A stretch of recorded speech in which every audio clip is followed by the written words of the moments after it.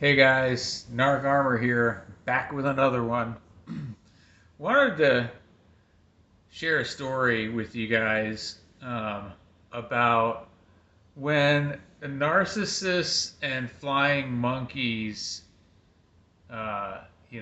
engage with one another and effectively fight over supply with one another.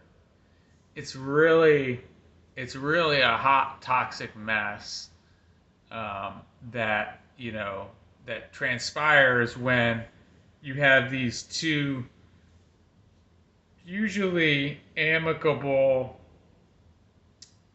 groups of parasites that get together to do their doings and live their toxic ways out amongst each other and with the help of one another, right? Um, this was a scenario where I hadn't realized at the time that I was being triangulated, and I'll call it we'll call the flying monkey, we'll call them uh, prime the prime monkey, the the main flying monkey for the narcissist. And the narcissist, I think had been running a lot of different types of smear campaigns, things that I was hearing coming back to me through common,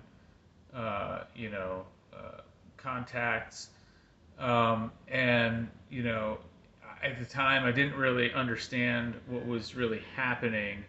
But as you all, I'm sure, are aware, usually when a smear campaign is being carried out, it's so that they can kind of justify their bad behavior to themselves. But in this case, um, it was a situation where uh, the the narcissist had gone out. I had anticipated that they would be out, with their primary flying monkey and other flying monkeys, for like a girls' night thing or what have you. Only for them to come back, fairly late and uh, to hear a bunch of ruckus. And what I realized, honestly, well after the fact, because it was 3 o'clock and 4 o'clock in the morning, um, was that the reality was they were essentially fighting over a source of supply and someone I believe I was probably triangulated with at some point later down the road. And, the wicked, evil, vile nature of this was that that flying monkey was relative of, right, the narcissist. And so, it's just, it's interesting when you realize the level and extent to where they'll effectively air their dirty laundry out to you. Um, and in retrospect, what I also realized was there was a song about dancing with somebody else and things of that nature that this person would play around me. And again, in hindsight, I had I just didn't have the time. I wasn't focused on those kinds of things. What the narcissist will tell on themselves, right? The narcissist will absolutely tell on themselves. And so you realize that this level, the depths. When you hear me talk about in other videos of like unpacking and reflecting, this is kind of what I mean, right? So that you guys take from others, examples and experiences as well as your own to say, hey, what happened that was odd? What happened that was strange? What happened that didn't really quite make sense? Why did that happen? Wait a minute. Because some triangulation and other things were happening. Okay. Who else knew? Or gosh, that was odd that that person said something about about this person on a night out or what. And so you start to kind of just string together these experiences, right? In which case, I was really kind of like taken aback when I had the epiphany, and I was like, oh, Prime Monkey, Prime Flying Monkey, and the Narcissist were actually fighting over the same guy, right? Well, I was home with children. So you look at how these things all kind of flush out. And you got to take from these experiences and you've got to learn and you've got to transcend this into really lowering your threshold for BS, right? Especially if you're in a long-term relationship or marriage that you got out of, if you ever meet somebody or anything like that along the way, you know, you gotta have just you can't have much tolerance for much nonsense, right? Not it's just you're basically not going to do anything that you did with the narcissist ever again. That's one of the fundamental things that I've taken away is like I'm not just going to just allow things to happen. That's not the way it's going to run. It's not going to flow like that, right? So, and the best part is when you're comfortable being alone, right? Rather than entertaining nonsense, it's a really peaceful. It's a really peaceful place to be, guys. I mean, it's a serene, calm, relaxed atmosphere whereby you can really enjoy not dealing with, you know, the toxic tantrums and rage fits and the narcissist getting upset about something and slamming doors and going on, you know, hours or days long, silent treatment, episodes and just all these laughable things when you look back at it and you're just like, wait, what was this? Oh, I know what it was. I was dealing with a child with a demonic spirit in an adult body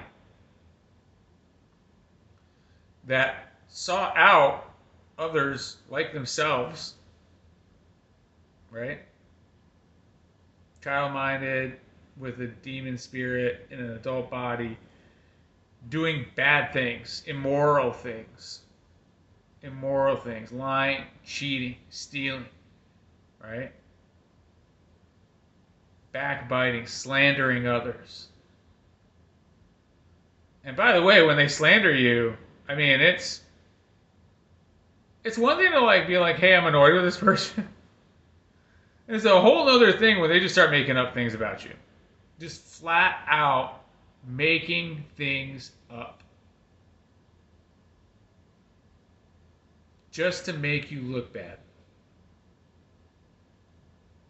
When you are a decent, honest, trustworthy person that operates from a place of integrity. And they want nothing more than to try to stain that or destroy it.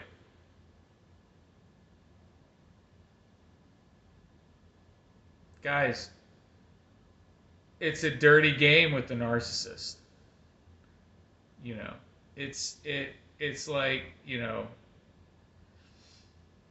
it's just there's mudslinging, there's just all kinds of bad ick.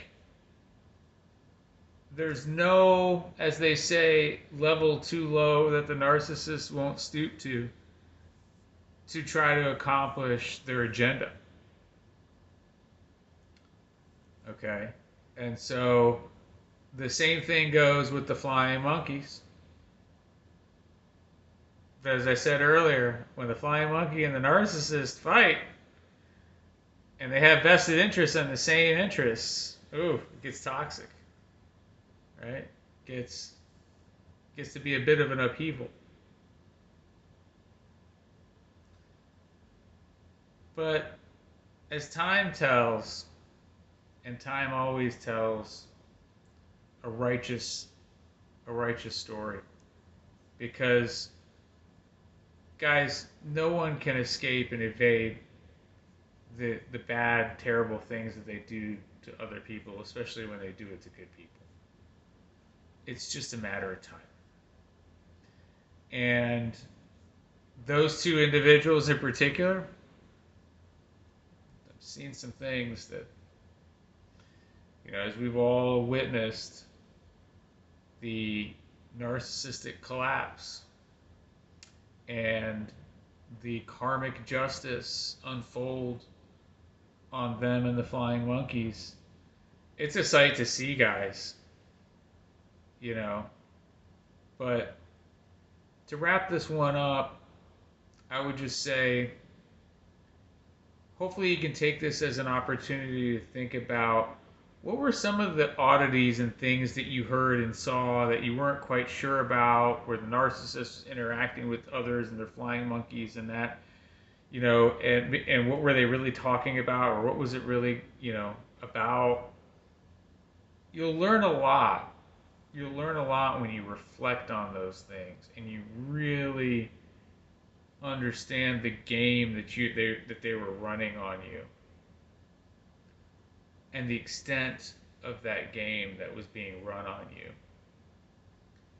And when you realize that, then you really get a sense as to the extent of the toxicity you were contending with.